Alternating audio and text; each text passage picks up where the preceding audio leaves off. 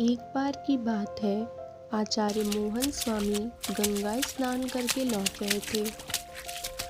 अचानक उनकी नज़र पेड़ से पीठ लगाए बैठे हुए बालक की ओर गई।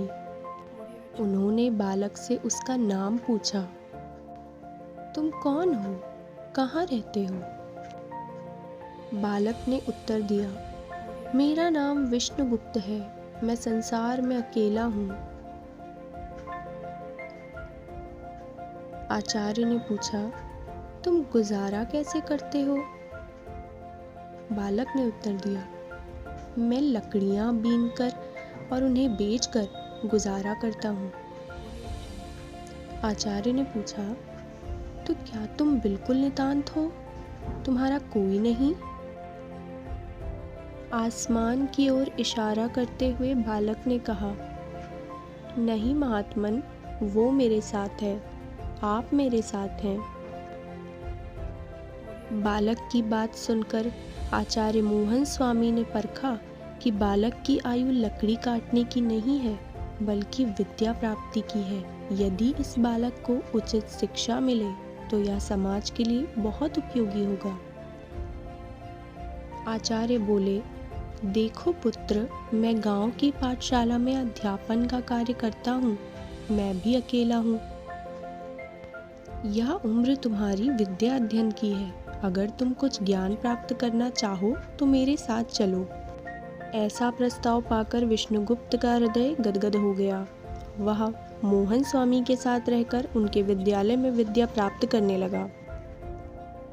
विष्णुगुप्त कुशाग्र बुद्धि का था। उसकी पढ़ने में रुचि थी। इस प्रकार उसकी प्राथमिक शिक्षा गांव में पूरी होने लगी। अब विष्णुगुप्त की इच्छा हुई कि वह तक्षशिला में जाकर आगे की पढ़ाई करे। उसने अपनी इच्छा आचार्य मोहन स्वामी के समक्ष प्रकट की। आचार्य मोहन स्वामी भी यही चाहते थे कि विष्णुगुप्त तक्षशिला जाकर पढ़े, परंतु यह अत्यंत कठिन कार्य था, क्योंकि वहाँ राजा महाराजाओं के पुत्र अध्ययन करते थे तथा वहाँ प्रवेश पाने के लिए कई देशों के राजकुमार प्रतीक्षा सूची में थे। फिर भला अनाथ और निर्धन विष्णुगुप्त को वहाँ कैसे प्रवेश मिलेगा? विष्णुगुप्त ने आचार्य मोहन स्वामी से अनेकों बार प्रार्थना की तो उन्होंने उसे तक्षशिला में अध्यापन कार्य करने वाले एक मित्र पुंडरीकाक्ष के नाम पत्र लिखकर उनके पास प्रवेश अनुशंसा के लिए भेजा। विष्णुगुप्त तक्षशिला में जाकर आचार्य पुंडरीकाक्ष से मिले। पुंडरीकाक्ष ने विष्णुगुप्त को बताया कि उसे उनके विद्यालय में प्रवेश नहीं मिल सकता। विष्णुगुप्त ने उनके चरण पकड़कर पुनः अनुनय विनय की तो पुंडरीकाक्ष ने उन्हें कुलपति से मिलाने का आश्वासन दिया। कुछ दिनों बाद पुंडरीकाक्ष विष्णुगुप्त के साथ कुलपति के पास गए। कुलपति ने पुंडरीकाक्ष से विष्णुगुप्त की ओर इंगित करते हुए पूछा, यह कौन है? इससे पूर्व कि पुंडरीकाक्ष उत्तर देते विष्णुगुप्त बोल उठा, मैं कौन हूँ यही जानने के लिए आचार्य की कृपा से आपके श्री चरणों में उपस्थित हुआ हूँ। कुलपति विष्णुगुप्त के उत्तर से अत्यंत प्रभावित हुए। उन्होंने पुंडरीकाक्ष की ओर देखकर कहा, युवक बुद्धिमान है, यहाँ आने का क्या प्रयोजन है? पुंडरीकाक्ष ने उत्तर दिया, इनका नाम विष्णुगुप्त है। यह मेरे एक मित्र के विद्यार्थी हैं। व्याकरण और गणित में पांडित्य कर लिया है। अब आगे की विद्या प्राप्ति के लिए तक्षशिला में प्रवेश चाहते हैं। कुलपति बोले, पुंडरीकाक्ष, युवक वास्तव में तेजस्वी और कुशाग्र बुद्धि है, परंतु आप तो स्वयं जानते हो कि हमारे शिक्षा संस्थान में प्रवेश के लिए भारत के ही नहीं विदेशों के भी कई राजकुमार प्रतीक्षारत हैं। ऐसे में इस विद्यार्थी को कैसे प्रवेश मिल सकेगा? मैं क्या करूं? पुंडरीकाक्ष के उत्तर देने से पहले ही विष्णुगुप्त बोल पड़े, आचार्य, आप वही करें जो एक पिता अपने पुत्र के हित के लिए करता है। मेरा इस संसार में कोई नहीं है आचार्य। मैं आपको ही अपना सर्वस्व मानकर आपके पास आया हूँ।